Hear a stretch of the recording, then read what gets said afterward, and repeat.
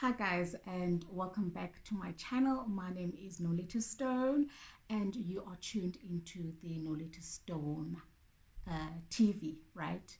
And so today is not a pretty one. It's quite a concerning video. As an African person and as a Black South African, um, I'm pretty down, and let me tell you why. Um, this week, most of us who watches, like current news or YouTube, you'd know that there was a video out that exposed Zimbabwean officials or politicians um, with the gold smuggling, right?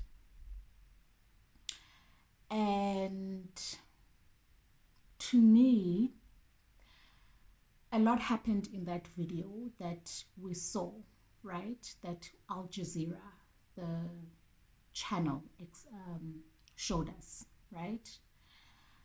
Um, a lot happened. And we saw the ambassador of, I don't know whether it's an ambassador of Zimbabwe or the president of Zimbabwe, but we saw him actually, admitting, or rather, taking part in the whole gold smuggling saga. And I also listened to like a Zimbabwean journalist, and he was going on about how Zimbabwe is in such a poor state. The fact that people can smuggle gold out of the country on a weekly basis. They said about 5 million is smuggled on a weekly basis, if I'm correct.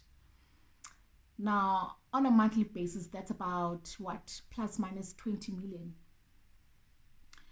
And a news anchor said to him, but that's not a state, that's not state gold, as in it's not owned by the government. And the journalist said, yes, sure, it's not owned by the government, but if you are going to take something out of the country, you're going to have to pay taxes. And those taxes, because of the amount of gold they have been smuggling out of the country, about 300 million is lost from the Zimbabwean state, right? Now, he further stated that there's only about 5 or 6, I think, public hospitals in Zimbabwe. And those hospitals alone don't even have machines for cancer, that you can easily die of cancer because of the fact that machines are not there or they don't work, right? That someone can easily die from something that can be prevented because the government is not doing anything for them or the hospitals. Now, he further went into maternity wards, that there's only 1 or 2 maternity wards, I think, in the whole of the 5 hospitals. I stand to be corrected with that. But he said with that money, with the tax money, with that 300 million, they could easily build maternity hospitals, wards. And because the government is not doing anything about the hospitals, women, when they go into labor, they can easily die. Now, obviously he went into other things, but here, guys, our African leaders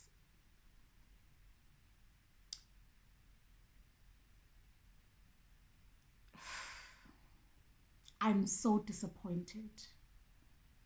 I'm really, really disappointed in the fact that as black as they are, they cannot help their own black people out of poverty. And they decide to rather act out of greed and use money that is supposed to go to the people of the country, use that money for their own personal use. It is sad to me that Zimbabwe is in the state that they're in, that most of them have to flee out of their own countries to survive, that their education system is not up to par anymore. Zimbabwe used to have the world's greatest education system.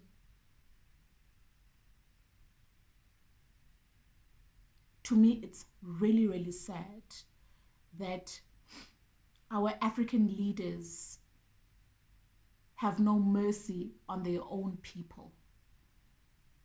It's so easy to take care of your own people. If you're a government, you're supposed to govern and you're supposed to do good for your own country. The ZANU-PF is obviously the government that governs Zimbabwe. And then also hearing that, you know, even when it comes to elections, the elections are not free, you know, and ZANU-PF controls anything and everything in Zimbabwe, including the elections. So even if they go out to go vote, it's useless because no one is going to win against them. And sure, why? Why are you letting your own people suffer? Why are you letting your own people suffer the way that they are suffering? What good does it do for you at the end of the day? For years, Zimbabwe has been like that. For years, with a currency that is non-existent. For years. Why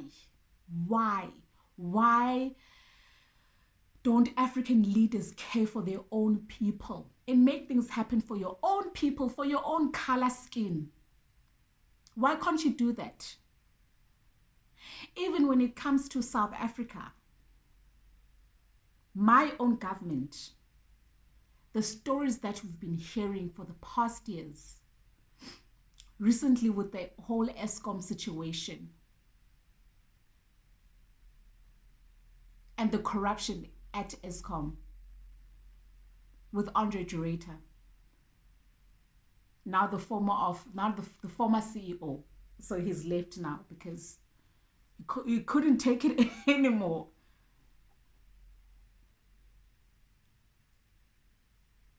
I don't understand the greed. You're already earning so much money by being in the government and having those high positions.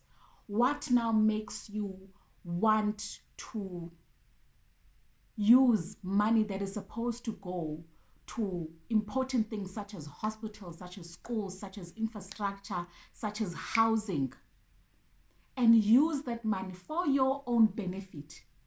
How long? For years and years and years, you take money that is supposed to go to good use, to the people on the ground. You take it for years and you pocket it in your own private space. I don't even trust in my own government. I think there are a bunch of gangsters who are supposed to just leave. I'm not even going to vote for the ANC. I will never. I have no trust in them. They're no longer reliable. They're no longer trustworthy. And I honestly hope and pray that they lose every kind of election next year.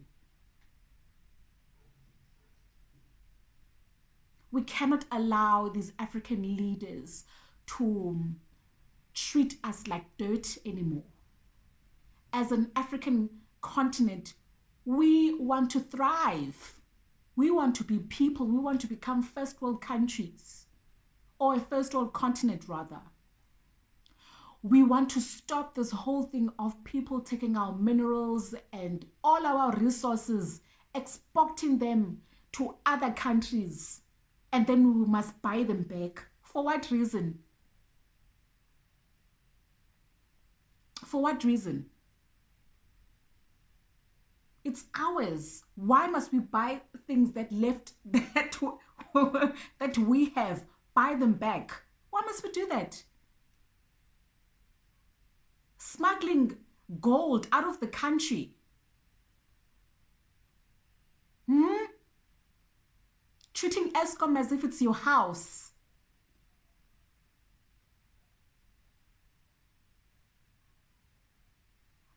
I mean, we recently learned about, not recently, it's probably 2-3 years now, state capture.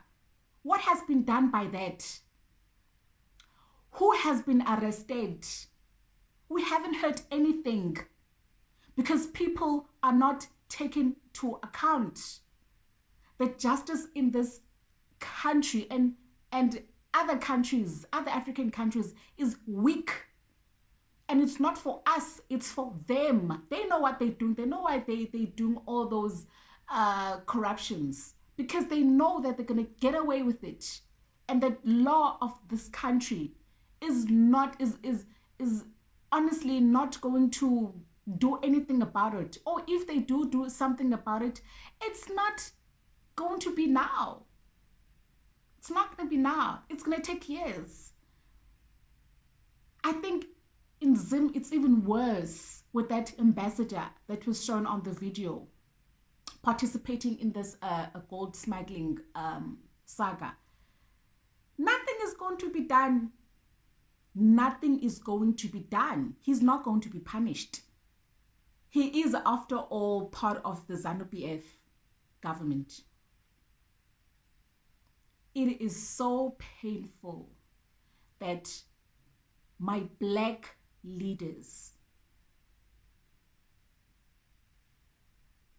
are not providing for their black brothers and sisters. That the leaders on top do not care for the black brothers and sisters at the bottom. It pains me that there is so much corruption in this continent. And that's why we cannot move forward. It pains me that other countries from other worlds come into our continent and just take. They just take, and we allow them to just take. They take our things for very cheap prices, and we allow them to do that. When are we going to stand for ourselves? When are we going to stop being weaklings? When are these leaders going to step down and allow for new blood to lead our countries to greater things? I'm extremely sad, and I must say I'm also very much embarrassed to be black. I'm embarrassed to be black, especially to be black in South Africa, because of this damn ANC. I really, really hope that next year, we, even the ones that don't vote because they don't see the difference that it's going to make, next year, you better go vote, because it's going to make a difference if you don't want that ANC to be in power. It's going to make a difference. You have to go vote. You have to go vote. Enough is enough. We, the African continent, the children of this continent, we need to make sure that these leaders that are corrupt are accounted for. We must stop them. And we must make sure that the justice systems in these African countries are much more stronger than they are. and change them if it needs to be changed. But we cannot allow leaders to corrupt the countries of this continent. It's unfair to us and also our children who are going to live in this continent. We love it so much. I love my continent, but at the moment, I don't want to be in it because there's so much corruption. I'm embarrassed to be black, as I said.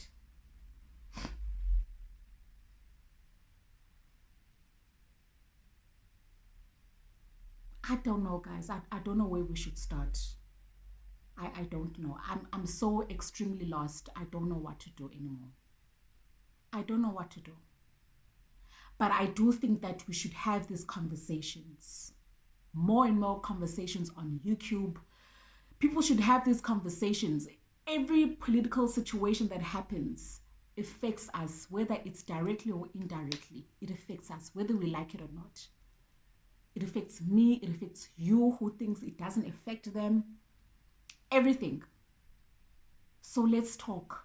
Let's have more of these conversations, especially on social media.